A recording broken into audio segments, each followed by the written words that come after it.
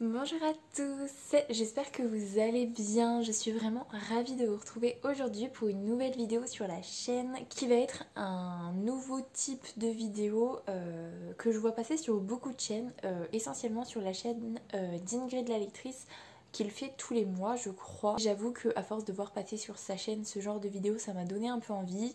Rêve ta vie en lecteur commence à le faire aussi à partir d'aujourd'hui je crois. Donc voilà, ça m'a motivée. Donc aujourd'hui, je vais vous parler des sorties de livres du mois de novembre qui me font très envie. À la base, en fait, j'avais pas trop envie de faire de vidéos comme ça parce que je me disais si je regarde les sorties qu'il va y avoir au mois de novembre, ça va me donner envie de trop acheter. Mais d'un autre côté, après réflexion, je me suis dit c'est bien aussi de me tenir informée de ce qui va sortir niveau suite de choses que je lis déjà. Là, en l'occurrence, pour le mois de novembre, il y a une suite que j'attendais plus ou moins et j'étais même pas au courant que c'était là que... En fait, il est déjà sorti. Bref. Et je me dis, on peut faire quand même de belles découvertes en s'informant, tout simplement. Donc, voilà, je vais me lancer et donc, on va se lancer tout de suite. Je n'ai que 6 livres à vous présenter pour le mois de novembre. J'ai regardé, en fait j'ai préparé la vidéo hier soir, j'ai regardé tout ce qui sortait. J'ai vu que des grands formats qui m'intéressaient et honnêtement c'est suffisant. 6 livres pour le mois de novembre c'est déjà plutôt pas mal. Il y en avait certains que je savais qu'ils sortaient au mois de novembre, il y en a d'autres j'étais pas du tout au courant et il y en a certains en fait j'en avais pas entendu parler et finalement pourquoi pas. Donc le premier livre qui me fait assez envie, c'est Le plus doux des poisons de Nathalie Mahé qui est sorti plutôt le 3 novembre chez Big Bang et il me semble que Big Bang c'est Bragellon donc voilà, je dis peut-être n'importe quoi. Je l'ai vu passer en fait dans les sorties qui intéressent Ingrid la lectrice et quand j'ai revu la couverture en fait dans les parutions, je me suis dit que la couverture était vraiment belle, qu'elle en avait dit quelque chose, je me souvenais plus du tout du résumé, mais que ça m'avait un peu intriguée. Donc je suis allée relire le résumé et effectivement en fait ça me fait plutôt envie. En gros, on va suivre l'histoire d'une jeune fille qui vit dans un monde de fantasy et dans ce monde-là, elle a le pouvoir de parler aux animaux. Donc du coup, elle est un petit peu esclave dans sa propre famille à travailler dans les écuries de chez elle et en parallèle de ça, le roi de ce royaume va mettre en place un jeu, je crois, ou une épreuve où en fait ces deux fils vont devoir s'affronter dans le désert, je crois, et le vainqueur en fait fait un sacrifice humain, je crois, et devient le nouveau roi. Et en fait cette jeune fille là, elle va croiser en fait la route de ces deux princes et va s'en suivre sans doute un triangle amoureux. Ou peut-être pas parce que en fait dans le pitch c'était plutôt un peu malsain et un peu elle a pas trop envie d'être chouchou des deux princes en fait. Donc voilà, ça me fait plutôt envie. Le fait qu'elle parle aux animaux, ça peut être super cool. J'adore quand les personnages parlent aux animaux. En plus là, le fait qu'elle soit dans les écuries de son père, ça veut dire qu'elle va parler à des chevaux. Et en ce moment, si vous avez vu ma vidéo sur mes séries de l'année 2021, vous savez que les chevaux c'est quelque chose en 2021 qui m'a totalement qui m'a totalement conquise, donc du coup voilà, ça peut être trop bien. La couverture est vraiment très belle, donc je me laisserai peut-être tenter et je me le mettrai peut-être dans ma liste de cadeaux de Noël. Me le faire offrir, je pense que ça peut être plutôt une bonne idée, donc voilà pour celui-là.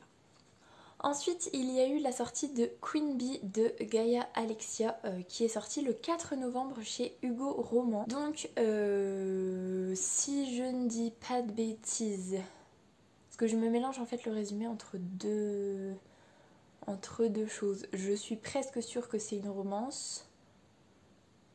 En même temps, Hugo Roman, c'est presque sûr. Ah si, je crois que je me souviens. On a d'un côté un gendarme, on a de l'autre côté une jeune fille qui est portée disparue et qui est portée disparue, ça fait plusieurs années en fait qu'on dit qu'elle est morte, enterrée, tout ça, et en fait elle revient et elle est même plutôt assez connue en termes influenceuse Et du coup le chemin du gendarme et de cette fille là vont se croiser et donc sans doute va y avoir une romance. Je crois que c'est celui-là. Je dis peut-être totalement n'importe quoi, mais je crois que c'est celui-là. Et en fait, celui-là, à la base, j'étais un peu tiraillée parce que je le vois passer partout sur Instagram en ce moment. Tout le monde le lit, tout le monde dit que c'est génial. Mais c'est surtout que Gaia Alexia, c'est celle qui a écrit Baby Random, que j'ai adoré. Elle a écrit aussi Le Marchand de Sable, que je n'ai pas lu. Et elle a aussi écrit Adopted Love, que j'avais lu sur Wattpad.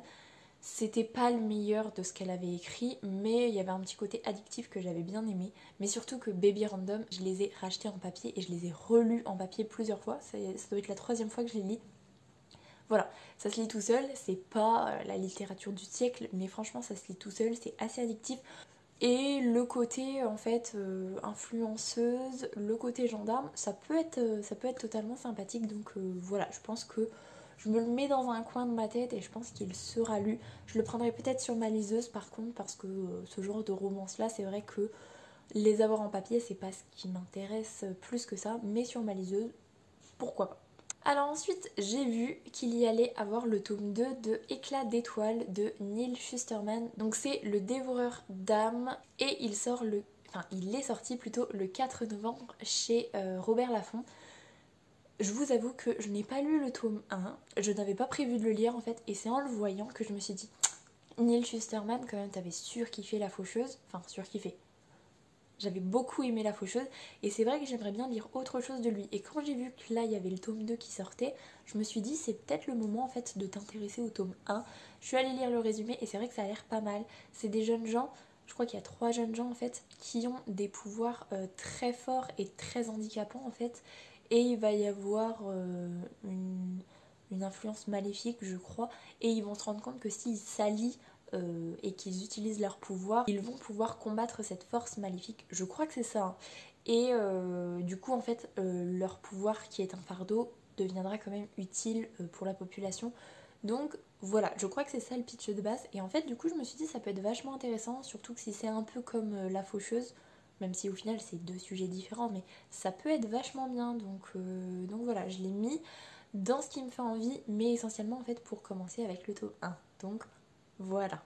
Et là, donc celui-là, en fait, je ne sais pas pourquoi, je ne savais pas qu'il allait sortir au mois de novembre, mais c'est une très bonne surprise, je suis très heureuse de le savoir. Du coup, c'est Un palais de flammes d'argent de Sarah J. Maas, donc c'est la suite de Un palais d'épines et de roses, et en fait il est sorti le 5 novembre, donc chez les éditions La Martinière, Fiction J.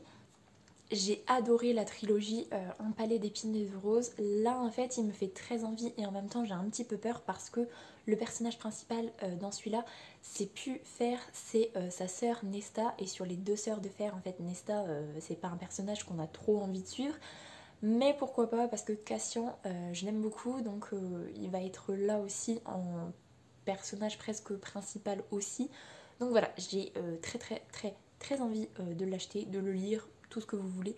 Donc peut-être que je me l'achèterai dans pas longtemps, mais en même temps je me dis peut-être qu'en cadeau de Noël ça peut être aussi une bonne idée. Donc voilà pour cette découverte très très bienvenue pour le mois de novembre, ça me fait vraiment plaisir.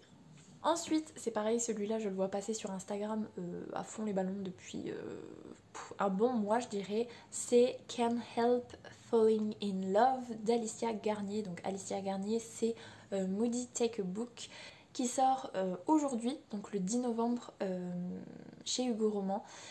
Alicia Garnier, j'ai lu qu'un seul livre d'elle, c'est Will You Play que j'avais bien aimé. C'est de la romance qui se lit facilement, c'est pas le livre du siècle, mais c'est vraiment une histoire qui m'avait bien plu.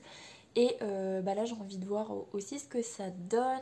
J'ai lu le pitch hier parce que je l'avais encore jamais fait. Je voyais juste passer des avis super élogieux dessus, mais je ne savais pas de quoi ça parlait. Et donc si je ne dis pas de bêtises, on a un jeune homme qui a tout pour lui en fait, est une célébrité je crois, il a des femmes, il a de la drogue à volonté, enfin voilà, il a vraiment tout pour lui. Sauf qu'un jour son agent lui dit qu'il faut qu'il arrête ses conneries et soit il va perdre sa carrière, soit il part en cure de désintox. Donc il choisit je crois de partir en cure de désintox et il va rencontrer une jeune fille qui elle depuis ses 16 ans elle a vécu quelque chose de terrible Et donc en fait il va y avoir ces deux personnages qui vont se rencontrer et je pense qu'on va en apprendre un peu plus sur les deux personnages. Donc voilà, encore une fois c'est une romance, de toute façon c'est chez Hugo Roman, donc voilà, on voit à peu près le genre d'histoire que c'est. Mais voilà, Alicia Garnier, j'avais bien aimé Will You Play. J'ai bien envie là pour cette période novembre-décembre de lire des petits livres qui se lisent vite, des romances qui font du bien. Donc pourquoi pas, mais c'est comme Queen Bee, celui-là je pense que je me le prendrais sur ma liseuse plutôt que de l'avoir en papier. Surtout qu'en plus les romances en grand format, j'aime pas trop, je préfère qu'il soit en poche, donc je le prendrai très certainement sur ma liseuse, donc voilà. Et la dernière sortie du mois de novembre, mais celle que là pour le coup j'étais totalement en courant, j'attendais tellement et il sort aujourd'hui, je suis trop contente, c'est le tome 3 de Steam Sailors, donc c'est Le Passeur d'âme d'Ellie S. Green et donc le 10 novembre aux éditions Gulfstream. Il faut savoir que Steam Sailor c'est ma petite saga chouchou de l'année 2021. D'ailleurs je vous en ai pas parlé mais le tome 1 a gagné le PLIB, j'avais voté pour lui donc je suis super contente qu'il ait gagné, c'est totalement mérité et là je suis trop contente de bientôt avoir le tome 3 dans les mains. Je pense que je n'attendrai pas Noël pour me le faire offrir, je pense que je vais très vite l'acheter et très vite le lire parce que le tome 1 c'était vraiment un coup de cœur absolu. Le tome 2 j'avais peur que ce soit un peu moins bien que le tome 1 et en fait c'était trop bien aussi.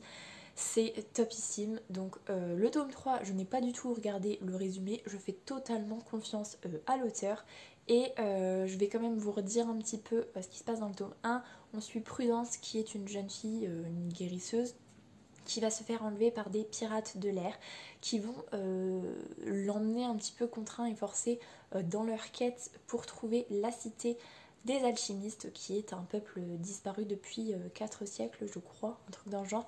Les alchimistes qui étaient des magiciens, des scientifiques, tout ça. Et donc ils cherchent cette cité perdue et donc on suit leur quête, on suit Prudence sur l'héliotrope et les personnages de l'héliotrope ils sont tellement attachants, on a tellement envie d'être avec eux que voilà, ils me font fondre en fait et voilà, j'ai surkiffé le tome 1, j'ai surkiffé le tome 2 et j'ai trop hâte de voir le tome 3. Je ne sais pas si c'est le dernier tome ou pas. D'une certaine façon je me dis ça peut être bien que ça s'arrête parce que pour pas faire trop de tomes filler en fait, mais d'un autre côté j'ai pas envie de quitter mes personnages qui sont trop attachants, donc j'ai hâte de l'avoir, de regarder la dernière page et de voir si c'est marqué à suivre ou si c'est marqué fin. Dans les deux cas en fait je pense que je serai contente. Fin ça veut dire que voilà, il n'y a pas eu de moment de longueur pour faire tenir sur plusieurs tomes, mais en même temps le à suivre ça permet de savoir qu'il y a un tome 4, donc voilà, mais trop hâte. Donc celui-là je pense que je me l'achèterai. Techniquement je peux me l'acheter à partir d'aujourd'hui, donc on va peut-être faire ça. Donc voilà pour Steam Sailors le tome 3. Et donc voilà pour les livres qui me font assez envie pour le mois de novembre. Du coup moi qui voulais mettre à jour ma liste de cadeaux de Noël, je vais pouvoir le faire avec de nouveaux livres qui en fait sont sortis. Au final les livres qui m'intéressent c'est que des sorties de début novembre et comme on est le 10 en fait ils sont tous déjà sortis. Mais voilà, je vais pouvoir rajouter des choses sur ma liste de cadeaux, me faire un petit plaisir avec Steam Sailors et puis voilà, ce sera super. Donc j'espère que cette vidéo vous aura plu, que vous aurez peut-être appris que certains livres sortent ce mois-ci alors que vous n'étiez pas au courant, comme par exemple le dernier Sarajimas pour moi, je n'étais pas au courant, mais je suis très heureuse de le savoir. N'hésitez pas à me dire qui vous tente, vous, dans les commentaires, parce que peut-être que ça peut me motiver. De toute façon, je pense que vous commencez à cerner ce qui pourrait me plaire, donc voilà. Si vous savez qu'il y en a qui sortent et qui peuvent me plaire, n'hésitez pas à me le dire. En tout cas, je vous souhaite une très belle semaine, de très belles lectures, et je vous dis à la semaine prochaine. Salut!